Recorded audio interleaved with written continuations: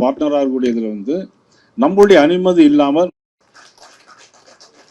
அதாவது supreme court ஒரு தீர்ப்பு சொல்லிருக்கு, எல்லாத்துக்குமே காவிரி மேலாண்மை நதிநீர் ஆணையத்திற்கு நிச்சயமாக அதுக்கு உறுதியான அனுமதி இல்லாமல் அந்த அனுமதி கொடுக்கப்பட மாட்டாதுன்னு காவிரி நதிநீர் மேலாணையம் ஏற்கனவே சொல்லியிருக்கு. இதை தவிர இன்னைக்கு அரசியல் செஞ்சுட்டு இருக்கிறாங்க எல்லாரும். ஆனா அதை விட பெரிய அரசியல் செய்கிறது யாருன்னா தமிழக முதலமைச்சர் திரு ஜோசப் விஜய் அவர்கள். நிச்சயமாக கண்டிக்கப்பட வேண்டியது தமிழக முதலமைச்சர் ஜோசப் விஜய் அவர்கள். ஆக நதிநீர் பிரச்சனை பற்றி கேரளா, ஆந்திரா, கர்நாடகா முதலமைச்சர் எல்லாம் ஏற்கனவே பேசி முடிச்சுட்டாங்க. நம்ம முதலமைச்சர் இன்னும் தூங்கிக்கிட்டே இருக்கார். ஆனா இப்பதான் 3ஆம் தேதி போகிறதா சொல்லியிருக்காங்க. ஆனா பாரதிய ஜனதா கட்சியின் சார்பாக தீர்மானத்தில் கேட்டுக்கொள்வது, நாங்கள் பகிரங்கமாக தமிழ் தண்ணீர் தர மறுக்கும் கர்நாடக அரசையும் அதை ஏன் என்று கேட்காத தமிழக அரசையும் நாங்கள் வன்மையாக கண்டிக்கிறோம் என்ற தீர்மானத்தை நான் இங்கு முன்மொழிகிறேன். 3ஆம் தேதி முதலமைச்சர் போறதாக சொல்லியிருக்காரு. ஆனா போகும்போது அவர் தனியா போகக்கூடாது.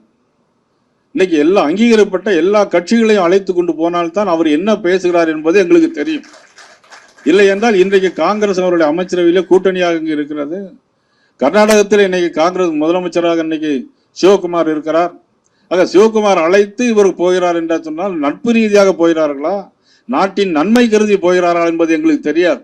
இவர்கள் என்ன பேசுவார் என்பது எங்களுக்கு தெரியாது. அதனால நிச்சயமாக நாங்கள் தமிழக முதலமைச்சரை தமிழக பாரதிய ஜனதா கட்சியின் சார்பாக நாங்கள் கேட்டுக்கொள்வது, நீங்கள் கண்டிப்பாக அங்கீகரிக்கப்பட்ட அனைத்து கட்சிகளையும் கர்நாடகத்தில் கூட்டி செல்ல வேண்டும். இல்லை என்றால் சொந்த விஷயமாக போகிறார்கள் என்பதுதான் நாங்கள் கருத முடியும். நாட்டிற்கு நீங்கள் தரக்கூடிய செய்தியாக அது இருக்கும் என்பதை நாம் வன்மையாக கண்டிக்கிறோம். ஜூன் 12ஆம் தேதி இன்னைக்கு அணை மேட்டூர் அணை திறக்க வேண்டும், திறக்கவில்லை.